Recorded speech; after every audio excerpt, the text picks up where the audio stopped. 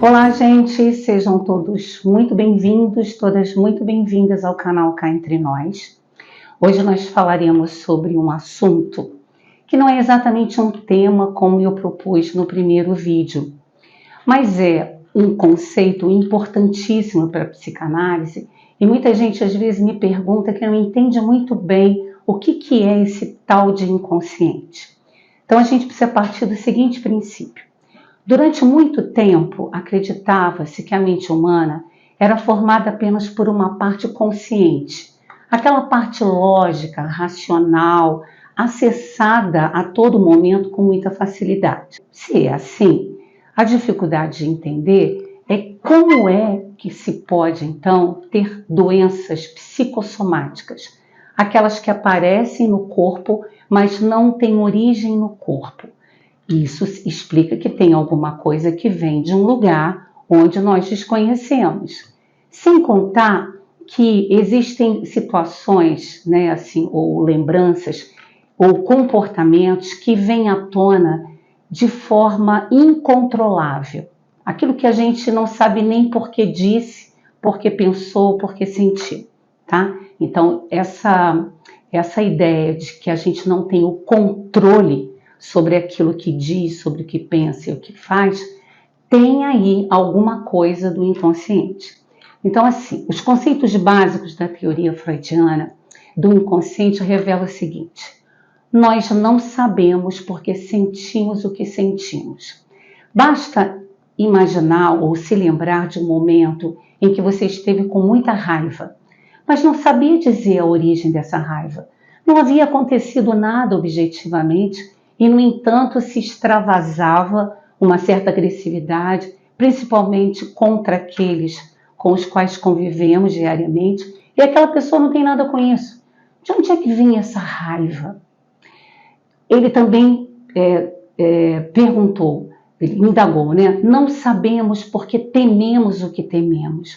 Às vezes a gente tem medo de determinadas coisas que não fazem o menor sentido, né? Tem gente que tem medo de barata. Como é que se explica isso? Né? Tem medo de leão, até dá para explicar. Mas medo de sapo. Então, assim, a gente pode ter um texto do Freud chamado O Pequeno Rãs, que é um caso clínico dele, que ele atende um menino que tem medo de cavalo. E no curso da terapia, né, ele vai percebendo que aquele cavalo representava o pai. Então, ele não tinha consciência do que ele temia. Uma outra questão é que também não sabemos porque pensamos o que pensamos. É muito comum aquela pessoa que diz que tem baixa autoestima dizer assim: eu me sinto tão sem graça, tão feia. Não adianta que todos ao redor digam para ela: calma, você é uma pessoa incrível, é uma pessoa linda. Mesmo assim, ela não se convence, continua achando que é uma pessoa sem graça, sem valor. Também não sabemos por que fazemos o que fazemos. Uma situação bastante comum, e eu acho que isso tem muito a ver com o mundo contemporâneo, é a procrastinação. A gente sabe que precisa entregar uma tarefa na segunda-feira e, no entanto, perde o final de semana inteiro fazendo uma outra coisa. Aí, quando chega na última hora, resolve executar a tarefa com pressa, com tensão, né? Então, assim, por que a gente faz alguma coisa que sabe das consequências, e as consequências muitas das vezes são severas, e mesmo assim parece que tem algo que nos comanda? Freud, num texto de 1893, chamado Estudo sobre a Histeria, ele vai exatamente demonstrar que muitos sintomas não têm origem biológica. E aí ele vai dizer que esses sintomas são produzidos de uma outra forma.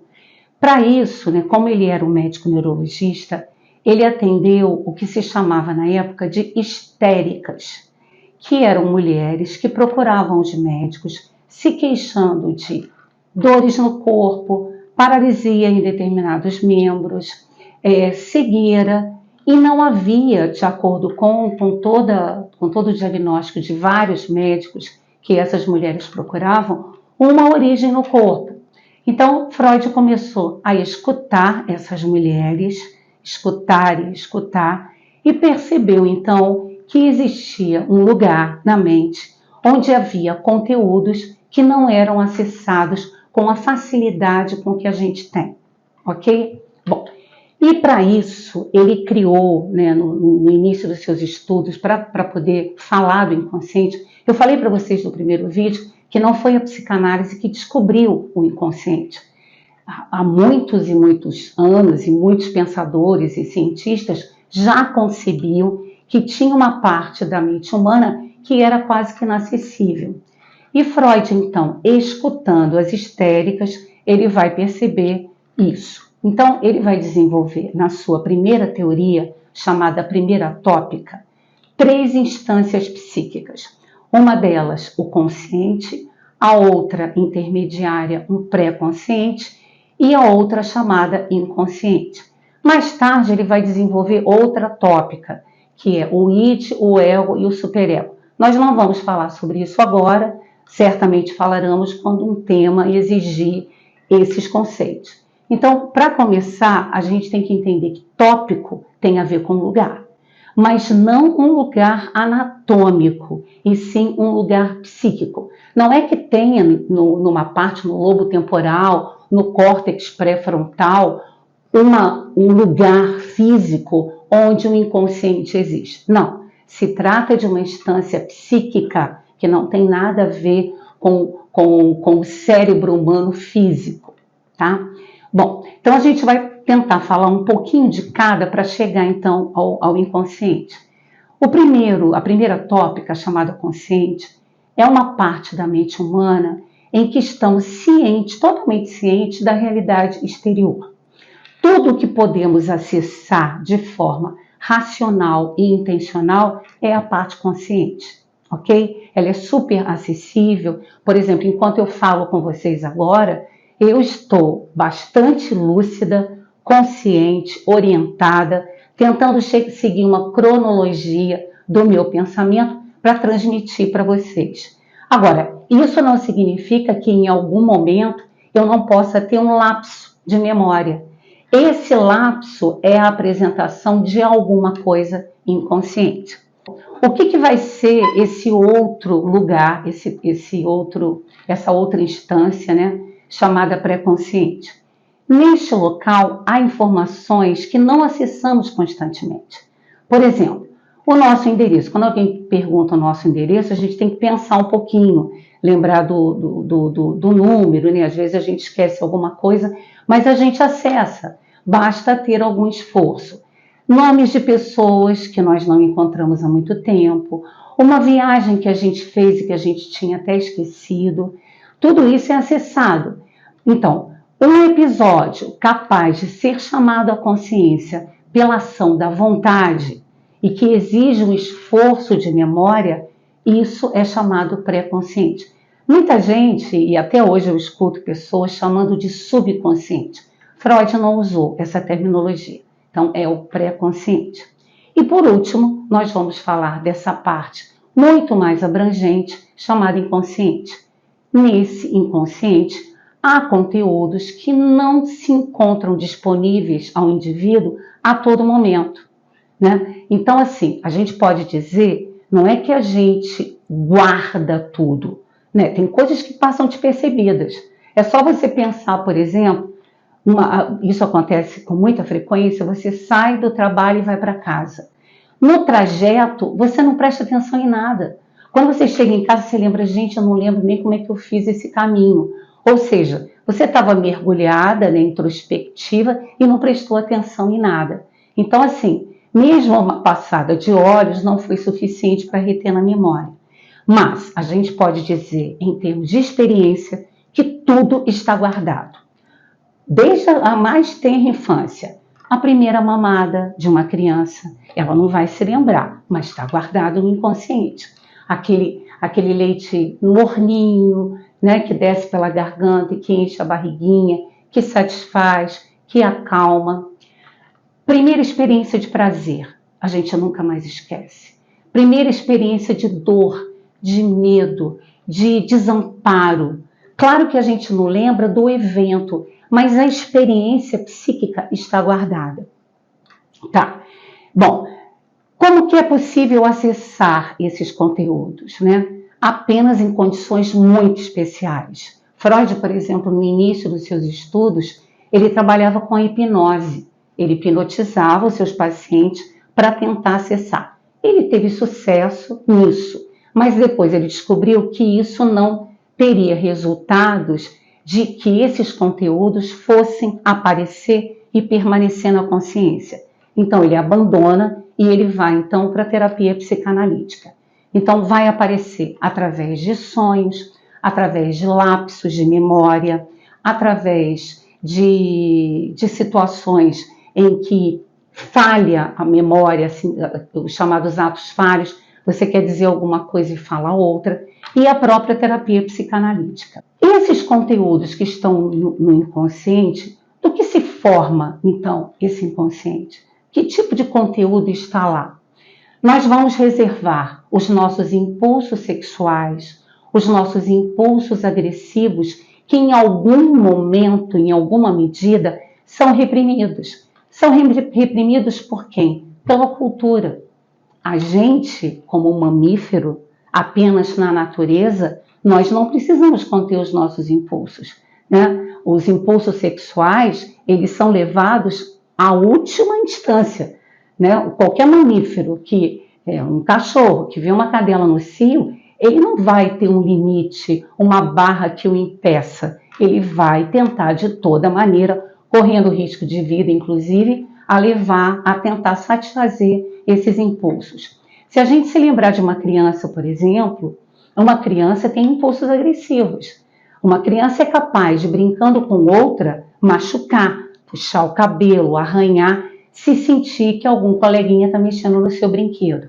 Agora, quem é que coloca um limite para isso? Quem é que coloca uma barra que contém esses impulsos, né? Na psicanálise nós chamamos isso de pulsão. Quem coloca isso é uma ordem cultural, né? A gente falou inclusive da função paterna, lembra? Que a função paterna coloca limite, ela impede que uma criança, por exemplo, tenha uma relação simbiótica com a mãe, né?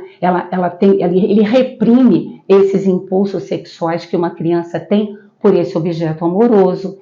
Esses impulsos agressivos também são barrados pela própria sociedade, pelas leis.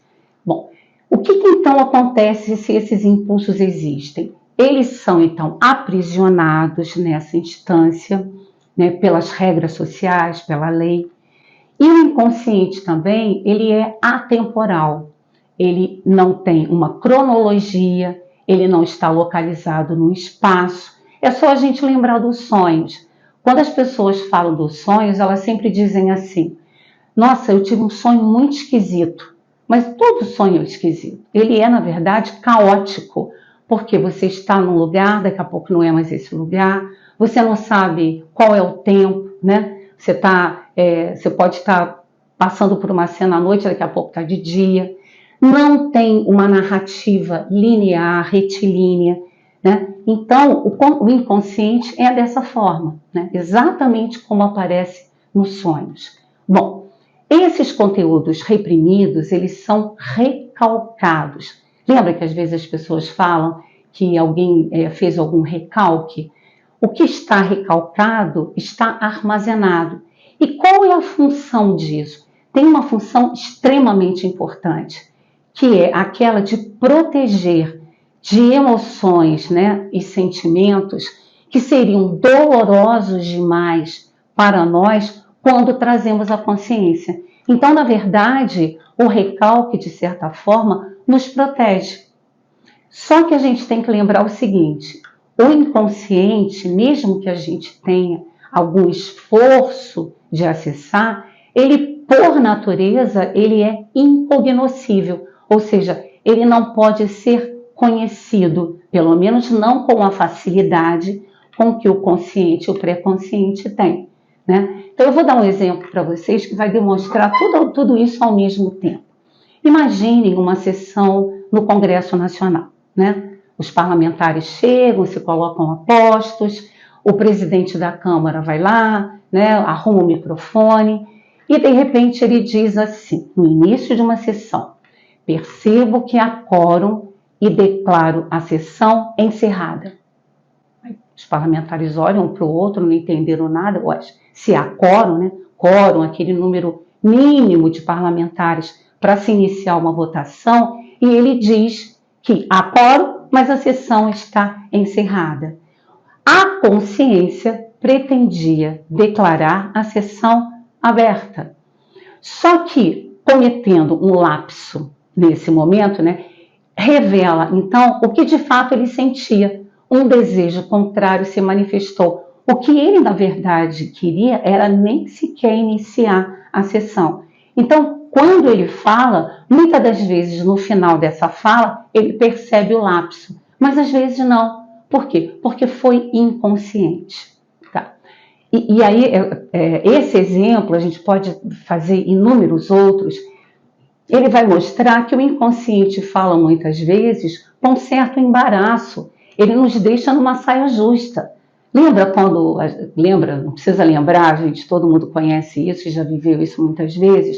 Você namora alguém ou está casado com alguém, se separa, e a nova namorada ou o novo namorado convivendo com você, um belo dia, num determinado momento, você chama o nome do ex ou da ex. Pronto, a saia justa já está pronta, a cara feia do outro ou da outra já aparece.